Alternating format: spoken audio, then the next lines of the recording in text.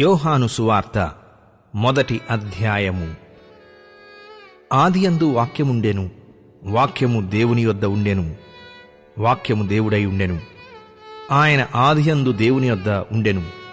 సమస్తమును ఆయన మూలముగా కలిగెను. కలిగి ఉన్నదేదియు ఆయన లేకుండా కలుగలేదు. ఆయనలో జీవముండెను. ఆ జీవము మనుషులకు వెలుగైయుండెను. ఆ వెలుగు చీకటిలో ప్రకాశించుచున్నది గాని చీకటి దాని గ్రహింపకుండెను. దేవుని యొద్ద నుండి పంపబడిన ఒక మనుష్యుడు ఉండెను. అతని పేరు యోహాను. అతని మూలముగా అందరూ విశ్వసించున్నట్లు అతడు ఆ వెలుగును గూర్చి సాక్ష్యమిచ్చుటకు సాక్షిగా వచ్చెను. అతడు ఆ వెలుగై ఉండలేదు గాని ఆ వెలుగును గూర్చి సాక్ష్యమిచ్చుటకు అతడు వచ్చెను. నిజమైన వెలుగు ఉండెను. అది లోకంలోనికి వచ్చుచు ప్రతి మనుష్యుని వెలిగించుచున్నది. ఆయన లోకంలో ఉండెను. లోకమాయన మూలముగా కలిగెను గాని లోకమాయనను తెలుసుకొనలేదు. ఆయన తన స్వకీయుల యొద్దకు వచ్చెను. ఆయన స్వకీయులు ఆయనను అంగీకరింపలేదు. తన్ను ఎందరంగీకరించిరో వారికందరికీ, అనగా తన నామమునందు విశ్వాసముంచిన వారికి దేవుని పిల్లలగుటకు ఆయన అధికారము అనుగ్రహించెను. వారు దేవుని వలన పుట్టినవారే గాని రక్తము వలననైనను, శరీరేచ్ఛ వలననైనను, మానుష్యేచ్ఛల వలననైనను పుట్టినవారు కారు. ఆ వాక్యము శరీరధారి అయి కృపాసత్య సంపూర్ణుడుగా మన మధ్య నివసించెను. తండ్రి వలన కలిగిన అద్వితీయ కుమారుని మహిమ వలె మనము ఆయన మహిమను కనుగొంటిమి. యోహాను ఆయనను గూర్చి సాక్ష్యమిచ్చుచు, నా వెనుక వచ్చువాడు నాకంటే ప్రముఖుడు గనుక ఆయన నాకంటే ముందటి వాడాయననియూ, నేను చెప్పినవాడు ఈయనే అనియూ ఎలుగెత్తి చెప్పాను. ఆయన పరిపూర్ణతలో నుండి మనమందరము కృప వెంబడి కృపను పొందితిమి. ధర్మశాస్త్రము మోషే ద్వారా అనుగ్రహింపబడెను. కృపయు సత్యమును యేసుక్రీస్తు ద్వారా కలిగెను. ఎవడునూ ఎప్పుడైనను దేవుని చూడలేదు. తండ్రి రొమ్ముననున్న అద్వితీయ కుమారుడే ఆయనను బయలుపరచెను. నీవెవడవని అడుగుటకు యూదులు యెరూషలేము నుండి యాజకులను లేవీయులను యోహాను నొద్దకు పంపినప్పుడు అతడిచ్చిన సాక్ష్యమిదే. అతడు ఎరుగననక ఒప్పుకొనెను, క్రీస్తును కానని ఒప్పుకొనెను. కాగా వారు, మరి నీవెవరవు? నీవు ఏలియావా అని అడుగగా అతడు కాననెను.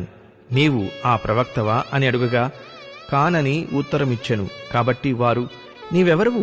మమ్ము పంపిన వారికి మేము ఉత్తరమియ్యవలెను గనుక నిన్ను గూర్చి నీవేమి చెప్పుకొనుచున్నావని అతనిని అడిగిరి. అందుకతడు, ప్రవక్త అయిన యెషయా చెప్పినట్టు నేను ప్రభువు త్రోవ సరాళం చేయుడి అని అరణ్యములో ఎలుగెత్తి చెప్పు ఒకని శబ్దము అని చెప్పాను. పంపబడిన వారు పరిసయ్యులకు చెందినవారు. వారు, నీవు క్రీస్తువైనను ఏలియావైనను ఆ ప్రవక్తవైనను కాని ఎడల ఎందుకు బాప్తిస్మమిచ్చుచున్నావని అతనిని అడుగగా యోహాను, నేను నీళ్లలో బాప్తిస్మమిచ్చుచున్నాను గాని నా వెనుక వచ్చుచున్నవాడు మీ మధ్య ఉన్నాడు. మీరాయనను ఎరుగరు. ఆయన చెప్పుల వారును విప్పుటకైనను నేను యోగ్యుడను కానని వారితో చెప్పాను. యోహాను బాప్తిస్మమిచ్చుచున్న యోర్దాను నదికి ఆవలనున్న బేతనియలో ఈ సంగతులు జరిగెను. మరునాడు యోహాను యేసు తన యొద్దకు రాగా చూచి, ఇదిగో లోక పాపమును మోసుకొని పోవు దేవుని గొర్రెపిల్ల. నా వెనుక ఒక మనుష్యుడు వచ్చుచున్నాడు. ఆయన నాకంటే ప్రముఖుడు గనుక నాకంటే ముందటి వాడాయనని నేనెవరిని గూర్చి చెప్పితినో ఆయనే ఈయన. నేను ఆయనను ఎరుగనైతిని గాని ఆయన ఇశ్రాయేలుకు ప్రత్యక్షమగుటకు నేను నీళ్లలో బాప్తిస్మమిచ్చుచూ వచ్చితినని చెప్పాను. మరియు యోహాను సాక్ష్యమిచ్చుచు, ఆత్మ పావురం వలె ఆకాశం నుండి దిగివచ్చుట చూచితిని. ఆ ఆత్మ ఆయన మీద నిలిచెను. నేను ఆయనను ఎరుగనైతిని గాని నీళ్లలో బాప్తిస్మమిచ్చుటకు నన్ను పంపినవాడు నీవెవని మీద ఆత్మ దిగివచ్చి నిలుచుట చూతువో ఆయనే పరిశుద్ధాత్మలో బాప్తిస్మమిచ్చువాడని నాతో చెప్పెను. ఈయనే దేవుని కుమారుడని నేను తెలుసుకుని సాక్ష్యమిచ్చితిని అనెను.